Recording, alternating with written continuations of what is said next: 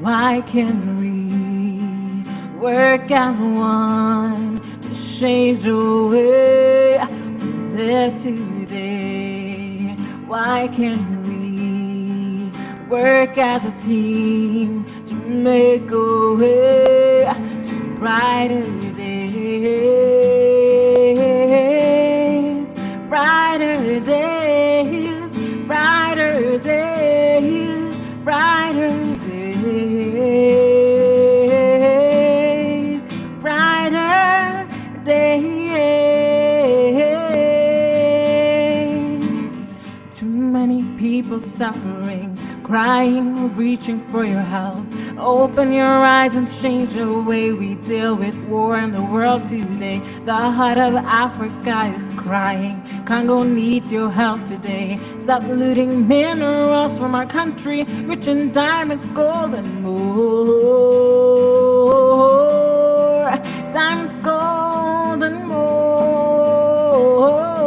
Rich in diamonds, gold, and more.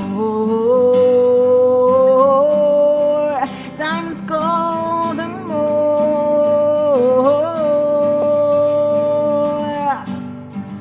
Why can't we work as one to change the way we live today?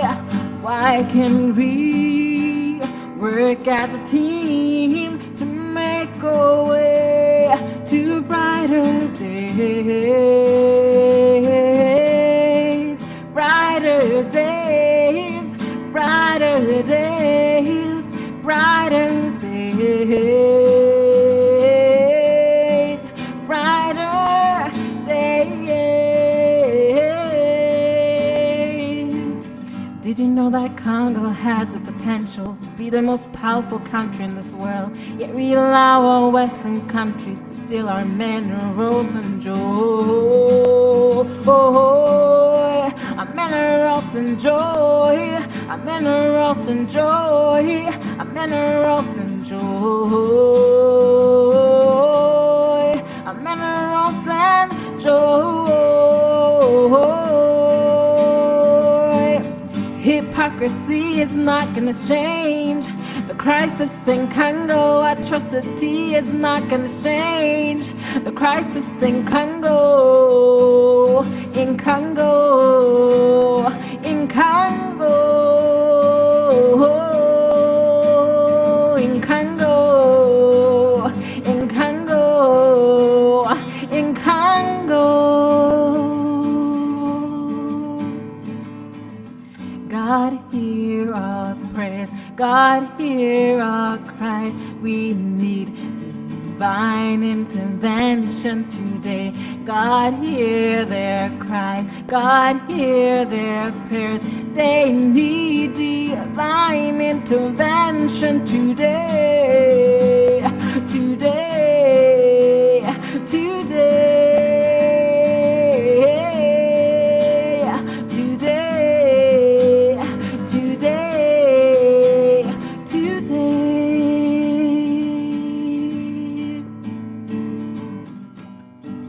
Why can't we work as one to change the way we live today? Why can't we work as a team to make a way to brighter days?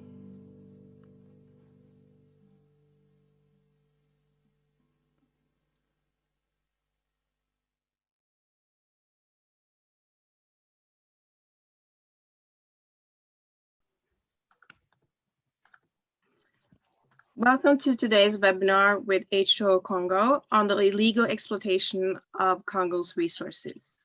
Today we are joined by our main speaker, Professor Jean-Claude Moswana, who is based in Japan, Barbara Shikuria, who is a business development professional based in Dubai, and lawyer Nancy Jose Smith, based in the UK. Barbara Shikuria and Nancy Jose Smith are both co-founders of H2O Congo. My name is Ingrid Shikuria, and I am a journalist based in Norway. We usually have our webinars in English, but today we will be having our webinar in French with English subtitles. Nancy will now be introducing Professor Moswana. Thank you so much, Ingrid. Nous sommes très heureux d'avoir avec nous aujourd'hui Monsieur Jean-Claude Moswana, qui est professeur d'économie à l'université Ritsumeikan au Japon. Une grande partie de ses recherches porte sur la croissance économique et commerce international en se concentrant sur les liens entre la Chine et l'Afrique.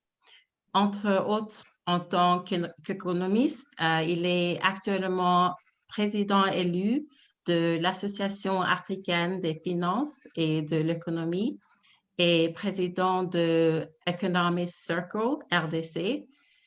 Et en tant qu'activiste des droits de l'homme, il est également coprésident de COPAX, Conscience congolaise pour la paix. Bonjour, professeur Moswana. Bonjour. Bonjour, bienvenue au webinaire de H2O Congo sur l'exploitation illégale des ressources au Congo. Merci d'avoir accepté notre invitation aujourd'hui. C'est mon plaisir. Okay. Est-ce que vous pouvez nous donner une brève description du mode d'exploitation minière au Congo depuis l'ère Mobutu jusqu'à aujourd'hui? Bon, merci beaucoup. D'abord, merci pour l'invitation. Sous l'ère Mobutu, l'exploitation minière du Zaïre à l'époque était l'apanage de l'État zaïrois. Donc, les entreprises qui opéraient dans le domaine minier appartenaient à l'État zaïrois. Et sous l'ère de Laurent Désiré Kabila, donc à partir de 1997, d'abord avant que Laurent Désiré Kabila devienne président, pendant l'avancée de l'AFDL, Laurent Désiré Kabila, en tant que chef rebelle, a commencé à signer des accords miniers avec un certain nombre de groupes de multinationales internationales.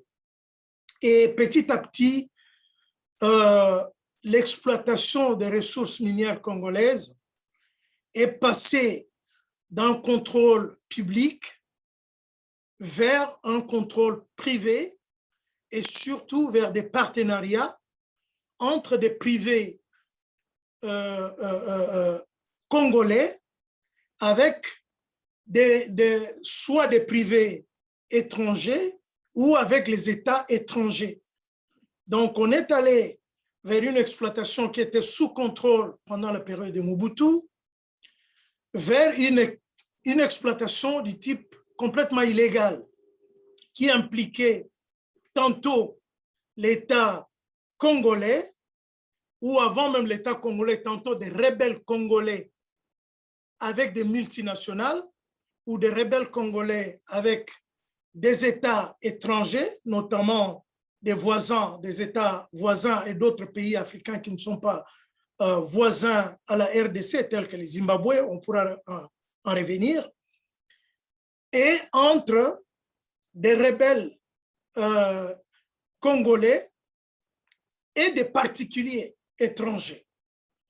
Des étrangers résidant au Congo, des cas par exemple d'un certain nombre d'acteurs du monde des affaires étrangers, libanais, indo-pakistanais, opérant au Congo, ou entre des rebelles opérant au Congo et des étrangers en dehors du Congo. Donc, on est arrivé à un mode d'exploitation des ressources du Congo qui était complètement sans précédent dans l'histoire de ces pays et parfois, je dirais, unique au niveau même du continent africain. Donc, il y avait une multiplicité d'acteurs dans le secteur à telle enseigne que personne ne comprenait plus rien de ce qui se passait. C'est ainsi que, par exemple, vers la fin des années 90, surtout à partir de ce qu'on appelle la Seconde Guerre du Congo, qui a commencé en août 1998, le gouvernement de Laurent Désiré Kabila va commencer à se plaindre d'une situation qu'il avait déjà créée à partir de la rébellion. Et donc, les Nations Unies, le secrétaire général de l'ONU à l'époque, Kofi Annan, va diligenter ou va mandater un groupe d'experts pour qu'il puisse présenter au Conseil de sécurité de l'ONU un rapport qui donnait de l'éclairage sur l'exploitation des ressources naturelles du Congo parce que, comme je l'ai dit tantôt, personne ne comprenait plus rien de ce qui se passait. Alors, il y a eu un rapport très important publié, dont des rapports d'abord partiels publiés à partir de 2001-2002 et les rapports finaux publiés en 2003, qui a expliqué un peu plus en détail ce qui s'est passé autour de l'exploitation des ressources naturelles de la RDC, plus particulièrement des ressources minières du Congo. Et jusqu'à l'heure qu'il est, ce mode d'exploitation des ressources minières de la RDC est quasiment intact, en place, malgré que l'ONU est arrivée à identifier les acteurs principaux, les multinationales principales des pays de la région de l'Afrique et d'autres pays aussi hors du continent africain qui participent directement ou indirectement à cette exploitation illégale des ressources congolaises. À ce jour, ce mode opératoire, les stratégies mises en place restent quasiment en place. Et c'est ce qui explique la continuation aussi des violences, parce que la violence que nous avons connue depuis l'invasion de l'AFDEL et sa perpétuation dans le temps reste étroitement liée à ce mode opératoire des ressources naturelles de la RDC. C'est ainsi que et les gouvernements congolais, dont la plupart d'acteurs politiques et militaires sont directement liés, on va peut-être les discuter un peu plus en détail, sont étroitement liés à ces modes opératoires mis en place depuis l'invasion de l'AFDEL. Et donc, nous sommes les pays, la RDC, les peuples congolais restent victimes sur deux fronts. D'abord en termes humains, parce que c'est les Congolais qui continuent à payer de leur vie. Et puis en termes aussi du coût, parce que c'est les Congolais qui perdent des ressources qui devraient contribuer à son développement, à son essor économique. Voilà un peu disons, les contextes que je voulais circonscrire avant qu'on passe aux questions-réponses. Merci, merci beaucoup pour cette description. Très intéressant, très important. Comme vous avez expliqué, l'exploitation illégale des ressources au Congo a une longue histoire avec plusieurs acteurs. Et comme vous avez dit, Congo reste victime en termes humains. Et nous devons vraiment travailler pour changer cette narrative. Alors, merci beaucoup. Nous allons maintenant continuer avec quelques questions sur l'exploitation illégale des ressources au Congo. Alors, première question, qui sont les acteurs principaux de l'exploitation minière illégale au Congo aujourd'hui, quand on parle de l'exploitation minérale?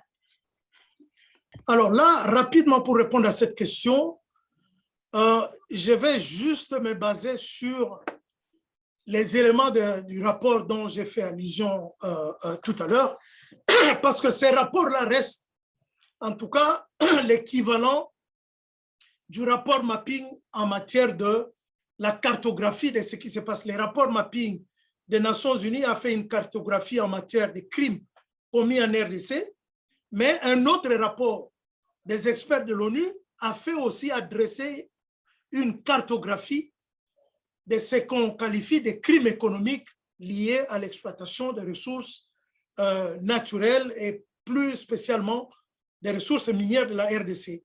Donc, je vais juste pour répondre à cette question, utiliser les concepts même définis dans ces rapports. Donc, ces rapports définissent les différents acteurs derrière l'exploitation des ressources du Congo en utilisant le concept de réseau d'élite.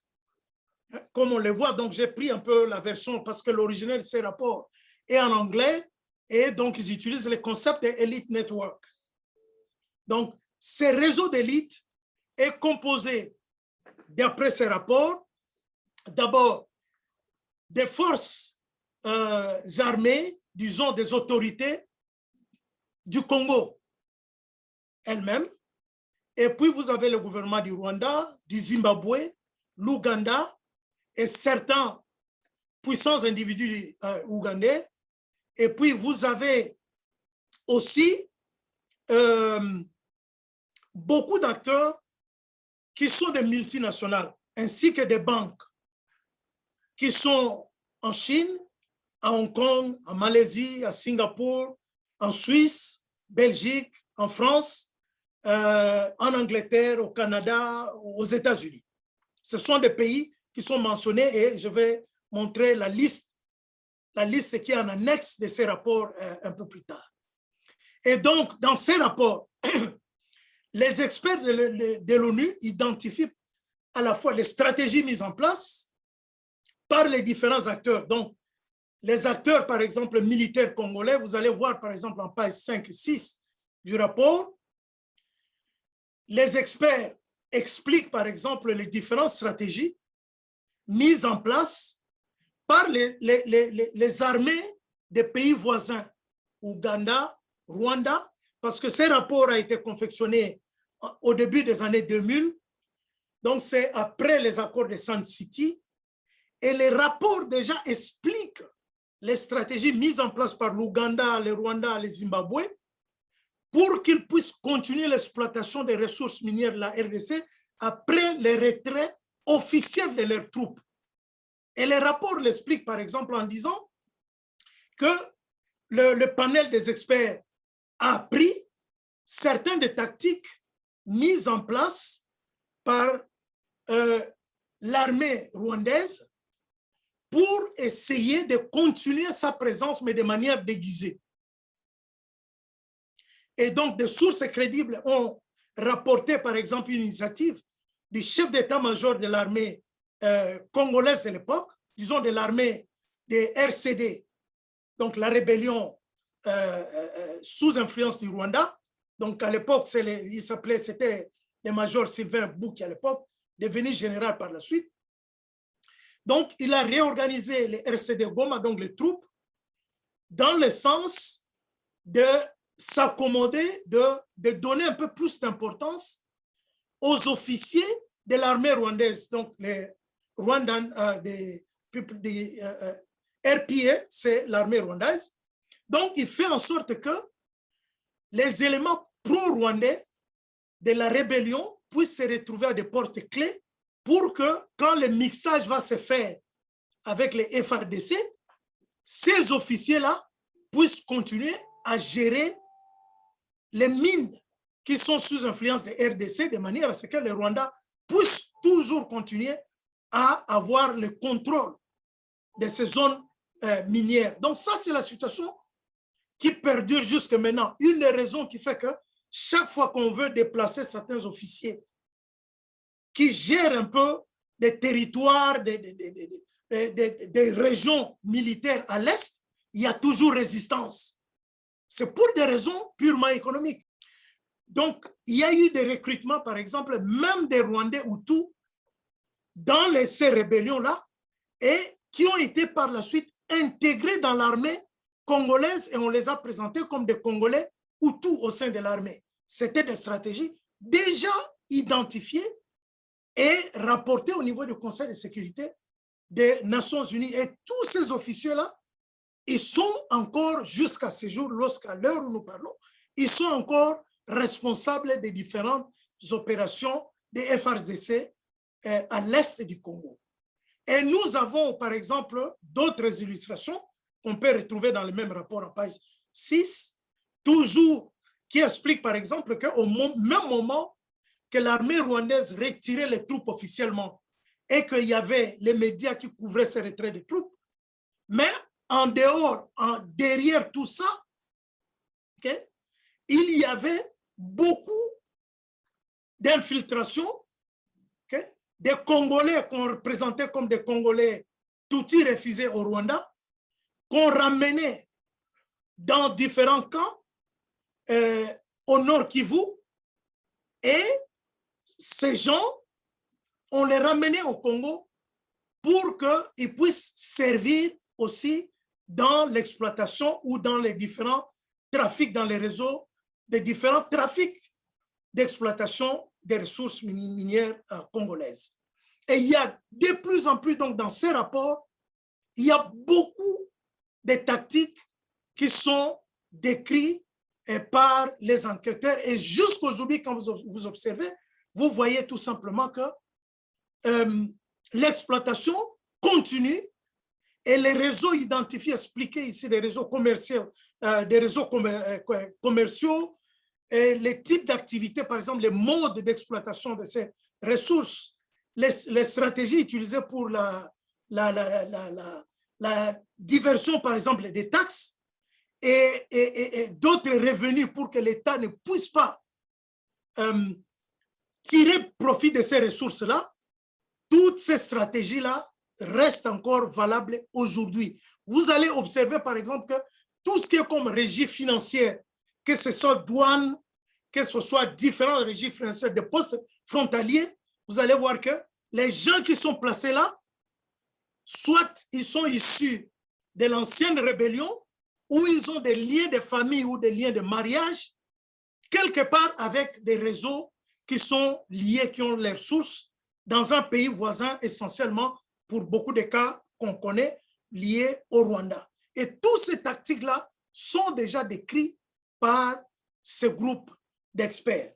Alors, du côté du gouvernement congolais, déjà à l'époque, quand vous voyez les noms qui sont cités par ces différents rapports liés à l'exploitation des ressources, vous voyez les noms comme le Mwenze Kongolo, les Augustin Katuma Mwanke, les Charles Lokoto, les généraux Denis Kalumbi, Denis Kalume.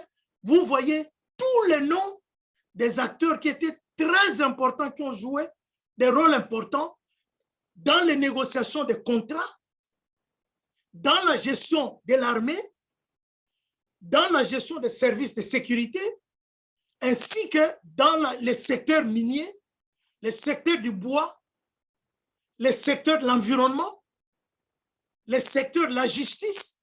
Vous vous retrouvez qu'avec les gens qui sont impliqués. Donc, on comprend à ce jour pourquoi il n'y avait ni justice, ni sécurité, ni contrôle, parce que les gens qui étaient complètement impliqués dans cette exploitation illégale des ressources du Congo, ils s'occupaient de la justice, ils s'occupaient de la sécurité et ils s'occupaient des finances publiques. Et on peut comprendre à ce jour que ces modes, ces structures, parce que quand ces gens quittaient, ce sont leurs alliés qui les remplaçaient en vue de garder ce mode opératoire intact. Et on comprend pourquoi, malgré que l'exploitation de ces ressources a pu construire des pays voisins comme le Rwanda, l'Ouganda, la Tanzanie, on se rend compte que la RDC n'a jamais bénéficié et le budget de la RDC a augmenté que de manière insignifiante comparée à l'augmentation des budgets de ces pays voisins, par exemple. C'est parce que tous les mécanismes identifiés déjà par ces experts et visaient à faire en sorte que les gouvernements ou l'État congolais ne puissent pas bénéficier de ces ressources-là.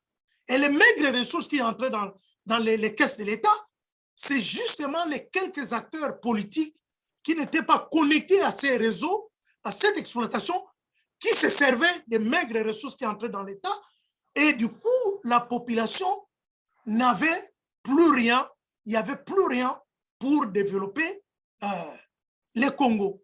Et juste pour terminer, en répondant à votre question, un certain nombre d'acteurs privés étrangers, inclus déjà à l'époque l'actuel président du Zimbabwe, parce que les contrats, le Congo, la GECAMINE, c'était géré à l'époque par un Zimbabwéen blanc, mais c'est lui qui gérait en fait les mines, beaucoup de nos minéraux au Katanga, qui, d'après les contrats, les arrangements qui faisaient partie de l'envoi des troupes zimbabwéens qui sont venus soutenir Laurent Désiré Kabila, c'est l'actuel président zimbabwéen qui gérait en fait tous les Katanga et les mines du Katanga. À l'époque, il était le ministre de la sécurité nationale du Zimbabwe, donc c'est lui en fait qui gérait tout ce qu'il y a comme minerais congolais au Katanga et au Kasaï, parce que la MIBA était aussi inclus dans le cadre de ces contrats. Donc, c'est l'actuel président du Zimbabwe qui gérait et les minéraux, les diamants du Kasaï, ainsi que tout ce qu'il y en a au Katanga. On arrive alors à comprendre, par exemple, le silence de l'Union africaine, le silence des pays de toute l'Afrique, parce que tout le monde était impliqué et tout le monde reste encore impliqué parce que même les Zimbabwe, ils continuent encore à avoir de l'influence, du contrôle dans certains secteurs miniers d'aujourd'hui. Et on a maintenant comme des Belges installés au Congo, tels que Georges Forest, qui est longuement cité aussi dans ses rapports et dont la présence, il est devenu aussi PDG de la GECAMINE, alors que lui-même, il était entrepreneur aussi dans les mines. Donc, il gérait ses intérêts privés, gérait aussi l'entreprise publique, mais en même temps, une de ces entreprises, c'est cité même dans ces rapports, une de ces entreprises qui fabrique des grenades et des munitions vendait maintenant ce matériel de guerre à l'armée congolaise ainsi qu'à d'autres groupes qui se battaient là-dedans. Donc, on peut comprendre, par exemple, qu'ils ne pouvaient pas avoir un quelconque intérêt à ce que la violence finisse. Donc, pour conclure, il y a toute une multitude d'acteurs qui étaient impliqués et qui sont restés impliqués derrière l'exploitation illégale des ressources congolaises depuis la rébellion de l'AFDEL à ce jour. Alors, merci encore. Très, très intéressant. Donc, comme vous avez dit, quelques acteurs principaux sont l'Ouganda, le Rwanda, Banque mondiale, les multinationales et aussi il y a des acteurs congolais, comme on sait. Cela complique vraiment la situation au Congo, ce qui rend difficile le changement, mais nous ne pouvons pas abandonner le Congo et c'est pour ça que ces discussions sont très importantes et on doit vraiment assurer que nos ressources sont utilisées pour le peuple du Congo. Alors, merci beaucoup. Je passe la parole à Barco. Merci. Alors, la deuxième question, vous avez parlé des groupes rebelles, des acteurs principaux comme les Elite Network. On sait déjà que le Congo est connu comme la capitale mondiale de viol. Alors, je voulais poser la question sur la corrélation entre les actes de violence au Congo et l'exploitation illégale des ressources naturelles. Existe-t-il une corrélation entre les deux? Et aussi, quel genre d'actes violents contre la population congolaise est ont été commis au Congo? Oui, merci. La corrélation, je crois qu'elle est directe. Les liens ont déjà été établis par plusieurs rapports parce que, plus particulièrement les viols est utilisé au Congo comme arme de guerre parce que l'exploitation des ressources minières exige au moins deux choses. La première, c'est qu'il faut avoir la main-d'œuvre parce qu'une exploitation artisanale, c'est une exploitation hasardeuse. Et une exploitation hasardeuse, c'est une exploitation aussi incertaine. Et tout investisseur ne met pas les moyens dans une opération qui est incertaine. La seule façon de s'engager dans une opération incertaine, une exploitation minière incertaine, c'est de le faire, de manière artisanale, de deux, c'est de le faire avec une main-d'œuvre, je dirais, essentiellement une main-d'œuvre que je peux qualifier d'esclave. Dans les contextes normaux de nos jours, c'est plus possible. La seule façon de le faire, c'est forcer les gens à ne plus avoir le choix que de travailler pour un investisseur, un opérateur donné, sans être payé ou tout en étant sous-payé. Les contextes de violence exigent aussi pour maintenir la violence à long terme. Nécessairement, il faut une dose de ce que j'appelle un peu de terrorisme. C'est-à-dire il faut continuellement faire peur aux gens. Et pour faire peur aux gens, surtout les civils, les viols représentent un élément puissant de destruction de toute une société. Détruire une femme, et tout le monde sait, détruire une femme, s'attaquer à une femme, tout comme construire une femme, tout comme éduquer une femme, a l'impact dans la génération actuelle ainsi que des générations futures. Donc, quand on investit dans la femme, on renforce la société. Quand on détruit la femme, on détruit la société.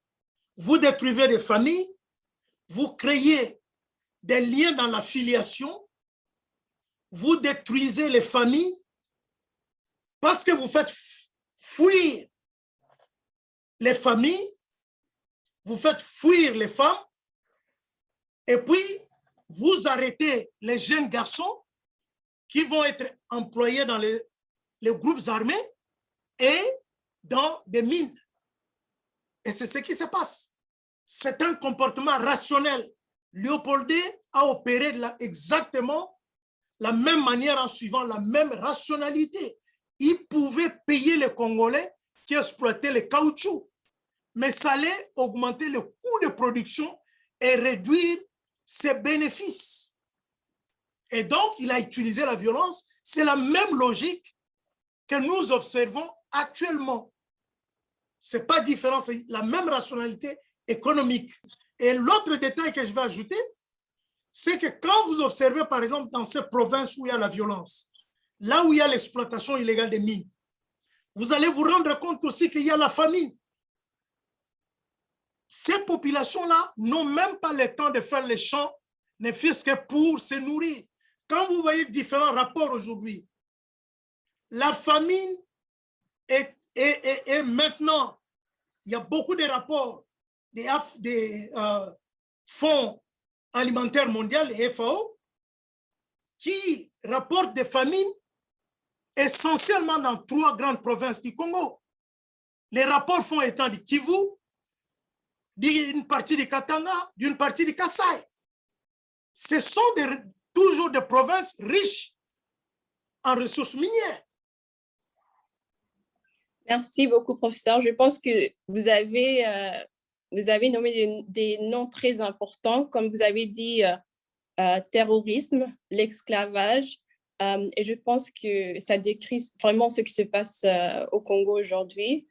Il y a un environnement qui a été créé qui permet à l'esclavage de continuer au Congo.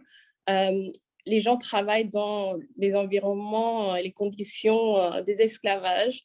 Je pense que les mots que vous avez utilisés sont très forts et je pense que ça donne l'occasion aux gens de comprendre vraiment ce qui se passe au Congo. Et ce que vous avez dit sur la femme, ça aussi c'est très important que c'est détruire la femme, c'est détruire une société, l'environnement et le futur du pays. Et notamment la paix, s'il y avait la paix, la situation vraiment allait changer parce qu'on n'aurait pas pu voir les gens travailler dans les environnements comme ils font aujourd'hui. Alors, je pense que vous avez très bien répondu à la question et ça donne vraiment une idée aux gens qui ne connaissent pas le Congo aussi sur la situation au Congo. Je vais passer la parole à Nancy. Merci beaucoup, Barbara. Pour continuer la question que Barbara vous a demandée, et vous avez un peu touché sur cela, mais quelles sont les provinces ou villes les plus riches de ressources naturelles au Congo?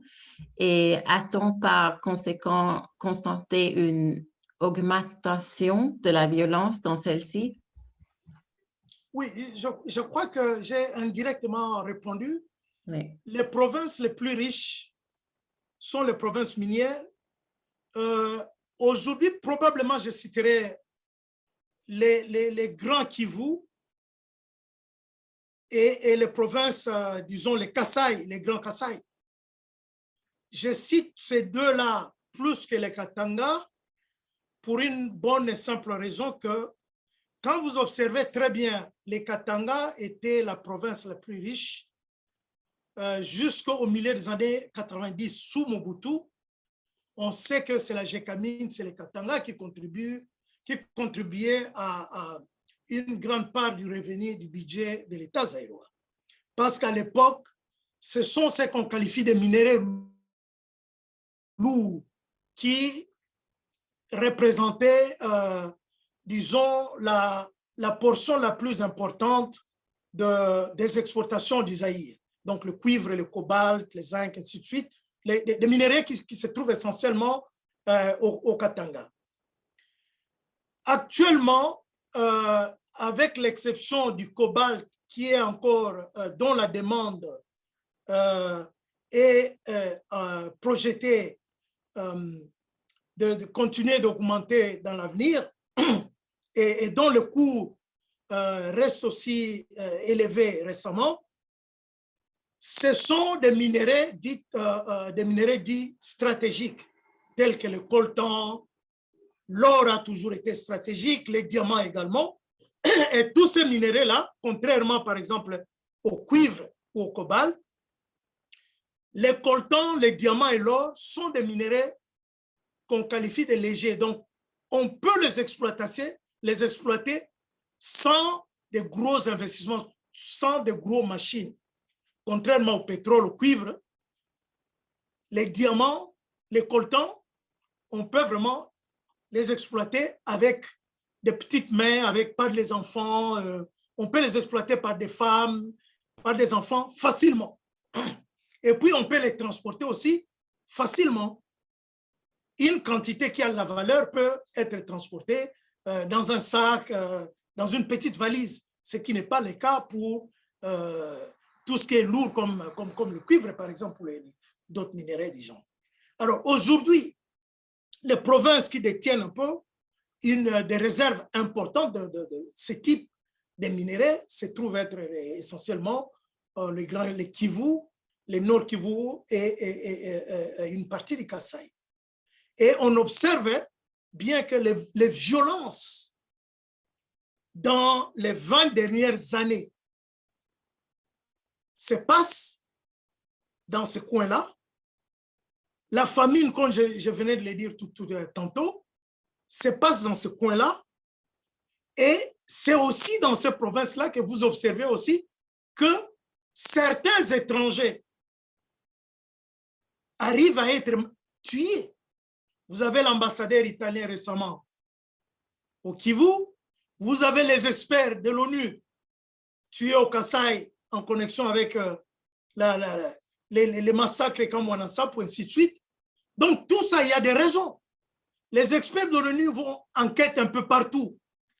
Mais là où il y a plus de risques pour ces experts-là, même à l'heure où nous parlons, les risques des provinces qui présentent beaucoup plus de risques pour les experts onusiens, ce sont ces mêmes types de provinces-là. Il y a des raisons. Et quand vous observez tout ce qui est derrière, même les risques, les dangers auxquels font face les étrangers, les experts qui visitent un peu ces régions, vous allez comprendre qu'il y a beaucoup de choses qui sont liées à l'exploitation des ressources que regorgent ces régions-là. Et du coup, un certain nombre d'acteurs ont intérêt à faire en sorte que ces provinces-là soient continuellement instables.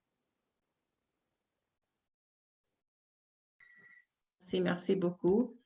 Comme vous avez expliqué, le Congo est un pays très riche et vous avez dit nous avons des minerais comme le cobalt, le coltan, l'or, les diamants.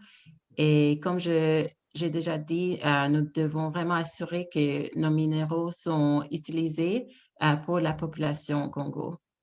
Alors, je donne la parole à Barbara. OK. On entend souvent parler de l'exploitation minière illégale, mais je pense que c'est aussi important de parler de voir si vous avez, pour voir si vous pensez que est-ce qu'il y a des exploitations minières qui sont responsables au Congo ou tout ce qui se passe est illégal? Et puis, comment cela pourrait s'appliquer au Congo? Oui, tout ce qui est comme exploitation minière au Congo, bien évidemment, n'est pas illégal. Il y a des entreprises établies au Congo de longue date qui opèrent en toute légalité et qui exportent leur production plus ou moins en toute légalité, qui payent leurs obligations, qui s'acquittent de leurs obligations fiscales vis-à-vis de l'État congolais en toute légalité. Mais il faut peut-être distinguer des types d'exploitation minière, disons, par rapport à la légalité de l'exploitation minière au Congo, il faut distinguer deux types de légalité. Il y a la légalité d'exploitation, c'est-à-dire l'entreprise a une autorisation, a des licences, a un contrat public dont on peut vérifier le contenu avec l'État congolais, et l'entreprise arrive à exporter ses minéraux en utilisant les canaux légaux, et l'entreprise arrive à s'acquitter de ses obligations fiscales vis-à-vis des autorités congolaises, et donc tout se passe dans la légalité. Alors, ce type de cas-là, je crois, d'après beaucoup de rapports que j'ai lus, ce sont des cas très rares. Alors, il y a la deuxième catégorie, c'est que la deuxième catégorie des cas qu'on peut considérer, c'est que l'entreprise opère légalement, mais en matière de ses obligations vis-à-vis de l'État congolais, il y a beaucoup de manipulations. Donc, l'entreprise ne fournit pas à l'État congolais les statistiques fiables, par exemple, de ses exportations. Ce qui fait que tout ce que l'entreprise va reverser auprès de l'État congolais sera moins que ce que l'entreprise devrait normalement payer en termes de ces charges fiscales. Donc, ce cas-là a été déjà discuté, analysé et présenté dans plusieurs rapports, notamment les fameux rapports Mbeki, qui démontraient que la République démocratique du Congo jouait un rôle important à la fois dans la fuite des capitaux et certains des mécanismes décrits dans les rapports Mbeki liés à la fuite des capitaux étaient liés exactement à cette manipulation des volumes des exportations des ressources minières congolaises par certaines entreprises qui opéraient légalement en RDC. Donc, il faut distinguer ces deux catégories. En bref, il y a des entreprises qui opèrent légalement et qui s'acquittent de leurs obligations dans la transparence. Il y a d'autres cas aussi qui opèrent légalement, mais qui manipulent leurs activités, leurs exportations et du coup, qui, au bout du compte, payent qu'une infime partie de ce qu'elles devraient à l'État congolais. OK. Merci beaucoup, professeur. Je pense que ça, c'est très important parce que, comme j'ai dit, on entend souvent parler des exploitations minières illégales, mais on n'entend pas souvent parler des opérateurs qui opèrent avec la transparence. Alors, c'est important que vous avez touché sur ça. Je vais passer la parole à Nancy encore une fois. Merci, Barbo. Alors, nous sommes maintenant arrivés à la fin de notre webinaire. Encore une fois, professeur Maswana, merci beaucoup pour votre temps avec nous aujourd'hui et votre travail pour un meilleur Congo. Continuons à travailler ensemble pour la paix au Congo. Je passe la parole à Barbo qui terminera le webinaire aujourd'hui avec une conclusion. Merci encore une fois. Merci beaucoup, Nancy, et merci beaucoup, professeur Maswana. Je vais faire la conclusion en anglais pour les anglophones aussi. So, thank you so much, Professor Maswana, for joining us today. It was a great honor to have you here, and also hearing your input and your thoughts around the exploitation of illegal minerals in the DRC. And as mentioned before, it's so important.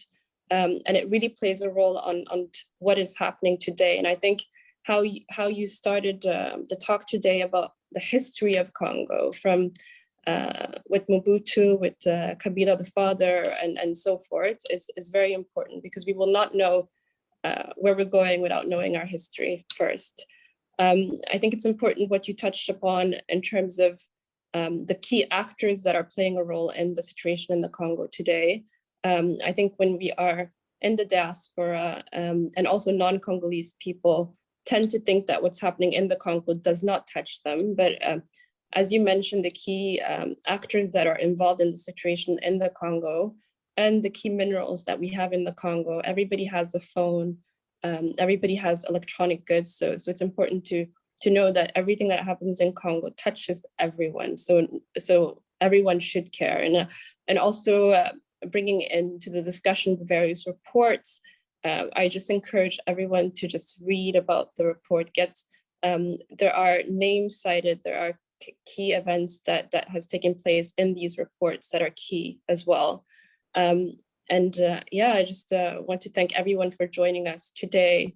And before I end this, I think it's important to touch upon what's happening in Goma today as well.